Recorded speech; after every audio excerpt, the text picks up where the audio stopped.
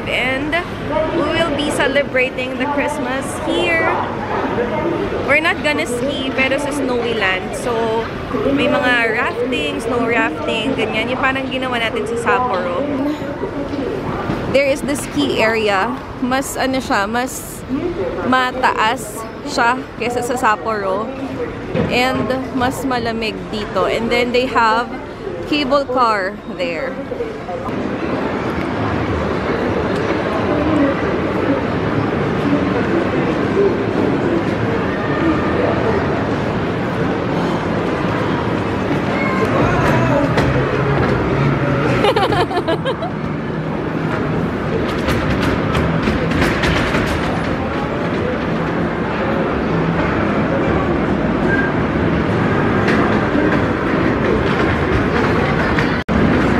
Natupad na yung pangarap ni Eli na mag-bump car kasi sa Manila hindi siya pinapayagan sumakay sa mga ganyan, even go-kart.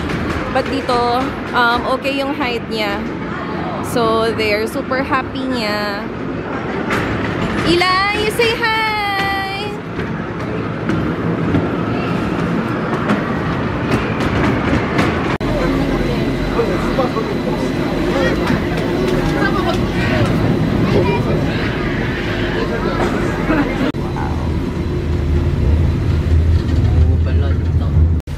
What? Amazing? Wow. Eli.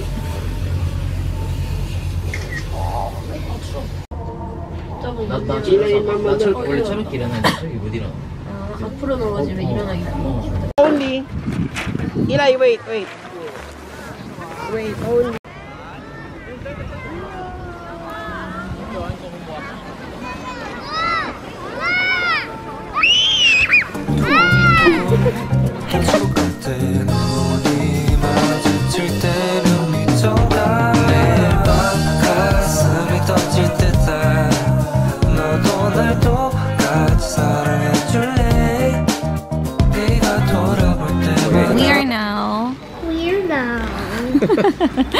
We're now having coffee. Kakatapos lang namin mag-activity. Hindi na namin masyadong na-videohan yung sa activity kasi sobrang lamig. And ang daming dala. Ang hirap kumilos. Ang hassle mag-tanggal ng gloves. Yeah. Tapos si Eli, iihi pa siya. Yung tatanggalin na damit, 3 kilo. Mga So, yeah. Magko-coffee kami. And then, ito masarap daw, sabi ni Fritz. Pero parang ang messy lang kainin. Try mo. Yeah. Masarap yung cream sa loob. And then later, mag-gondola na din kami agad, pababa. We are now riding the cable car and ayun, solo namin ngayon kasi kanina may mga kasabay kami. So this is the whole ski area there. And then mabilis lang naman yung ride. And then kapag hindi ski area to on winter, para siyang ano to? Water park. There. There siya.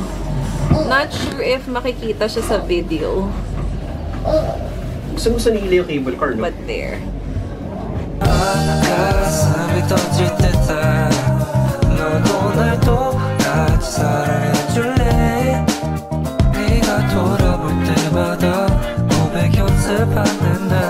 I just wanna make you mine until the end.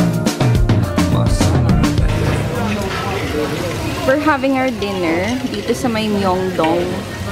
And then we're having, it's our 7th day. Hindi ko na alam kung pang ilang day na namin dito. Pero ngayon pa lang kami mag-barbecue. Kasi marami din kaming ibang tinry na Korean food.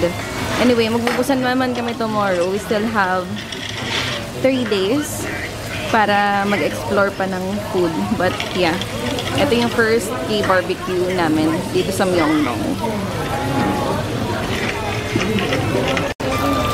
Yung price pala ng Korean barbecue dito, hindi siya kamurahan. So, ang nakalagay sa menu is 150 grams. It's 16,000 won. Pero, parang kapag dalawang tao kasi automatic na medium na yung kailangan orderin. It's around 48,000. And then, this beer is around 6,000 won. Kimchi jjigae is 38,000 won. So, hindi siya masyadong mura, love, no? So, lahat to, this meal, Yung Philippine peso nasa 3 to almost, 4. Yeah, mga 4 siguro. So, mga ganun siya. Pero, yun nga. Iba kasi dito, medyo mahal talaga. Lalo na sa Myeongdong na area. Pili ko sa ibang kay barbecue, mas mura.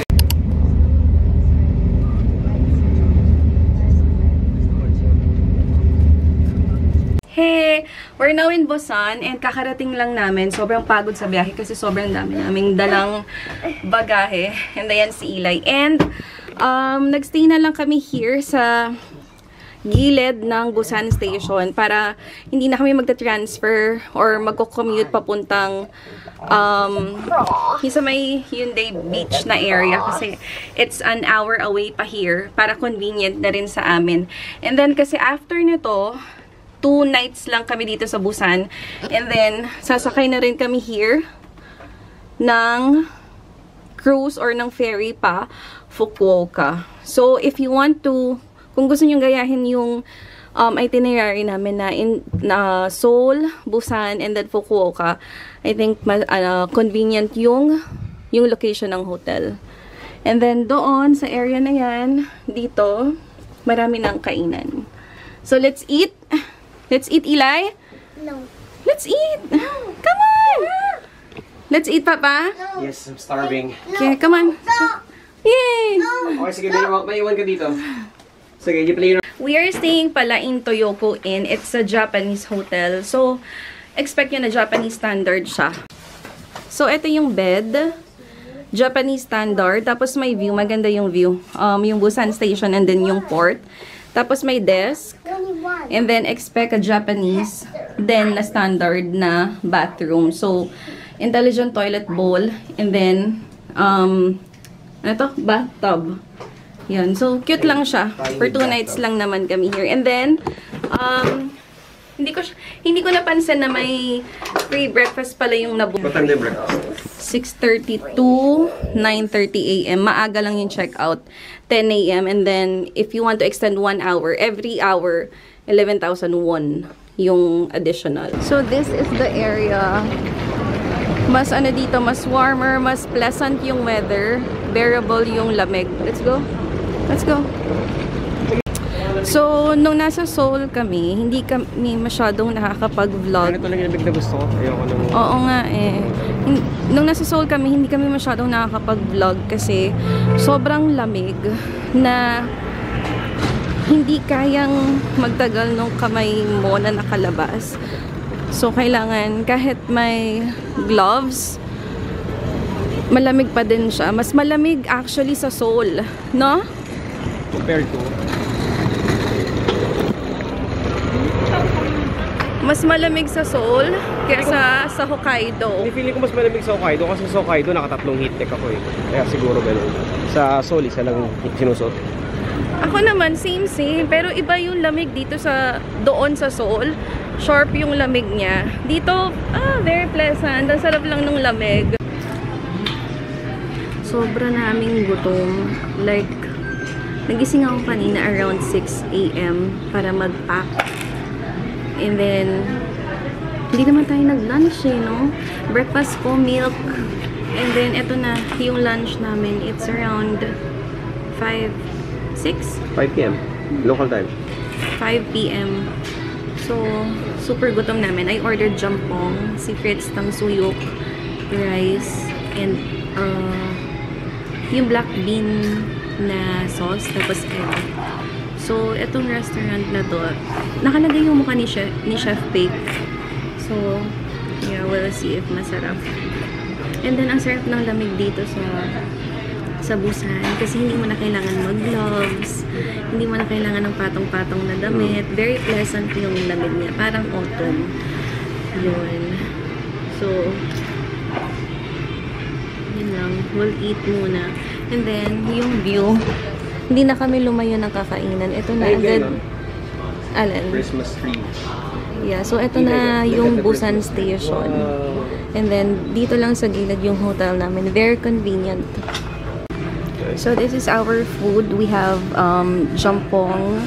And then, ito yung black bean noodle na sauce. And then, rice and egg. And then, tangsuyuk. Yan. So, this is around 34,000 won. Around 1,280. Alam niyo, sobrang sarap ng pagkain dito sa Korea. I love Japan. Pero, mas nagustuhan ko yung pagkain dito. And I will leave Korea with a very, very happy heart. Kasi nakain ko lahat ng gusto kong food dito. Super sarap ng food nila. There. Say hi. Then, Eli is eating junk food. Yeah. Ew. You eat rice? Nanonood ako ng Culinary Clips Wars. And then, sabi doon nung Chef Edward Lee na parang ang daming serving ng Korean food, tapos ang daming nasasayang. So, kaya ang ginawa niyang food is yung tteokbokki. Parang recreate niya. Napansin ko, ang daming ang serving. This is a single order. This too. This is a single order. And then, ito din food ni Fritz. Kasi, pero ang explanation doon ng Ajoma, they love to serve na big serving. Kasi nakaka-happy daw ng heart. Parang yun daw yung nagugustuhan ng customer. So, yun. Pero yun yun. So, yun. Ang dami ng, kahit sa BHC, wala kasing single order doon. Laging ang daming serving nung chicken. Diba? Kapag nagda-dine-in tayo, sobrang laging tira. Laging may leftover yung mga tao. Sayang. Akala ko hindi pwedeng i-take out, pero pwede naman pala. Hindi lang nila i-take out. Tapos yun.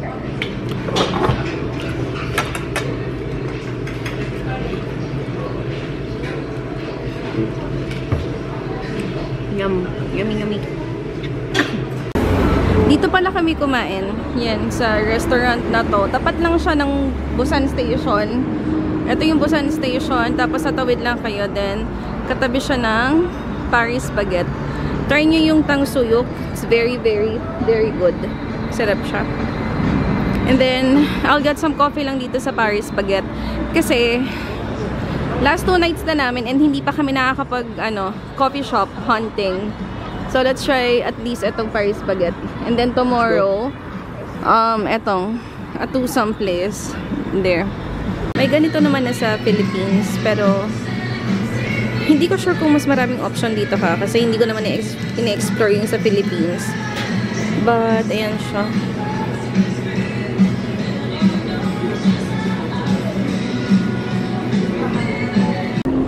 So, again, this is the Busan Station.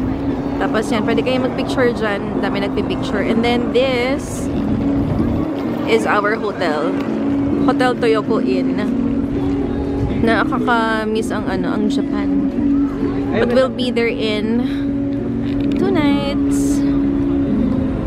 There.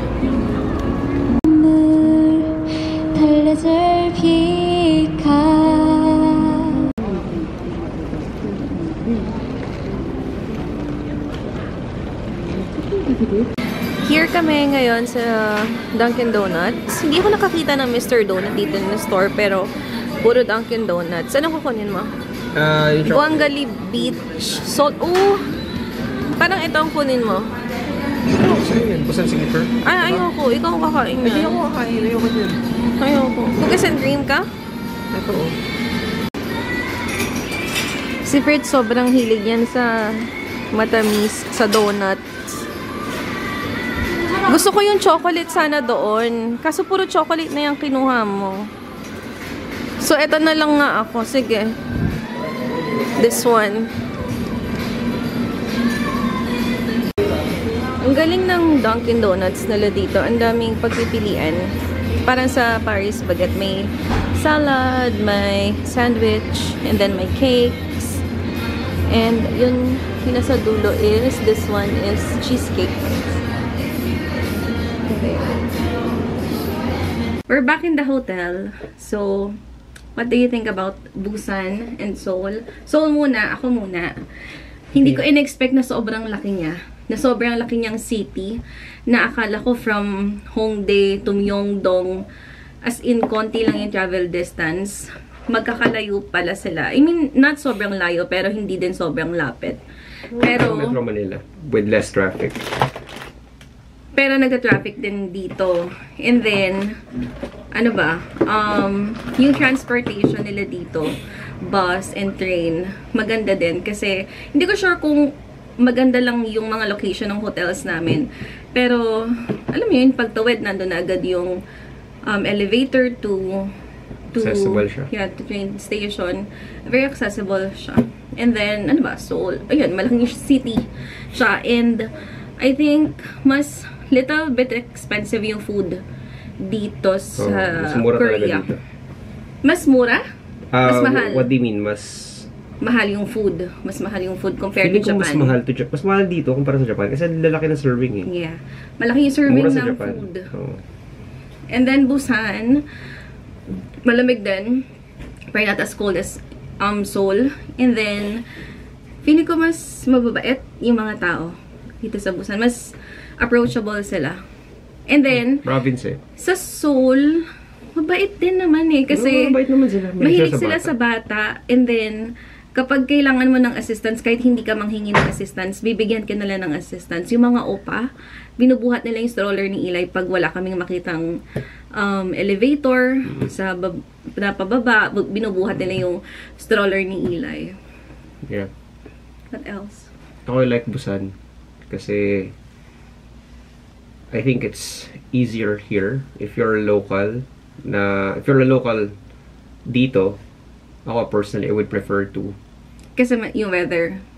And syempre ayoko nang masyadong crowded na lugar. Kasi nandito pa lang kami sa Seoul Station, but tomorrow we will go to Hongdae, to Hyundai Beach. Hyundai Beach. To Hyundai Beach. Are you done? And then, the following day, we'll go to the village. Nakalimutan ko yung pangalan. Pero, we'll see. Okay. So, we'll end the night here. Kasi magpapahinga na kami. And tomorrow, hapon naman na kami lalabas. Kasi nagpa-reserve ako nung sa Blue Line train. And then, we'll explore that area. Good night!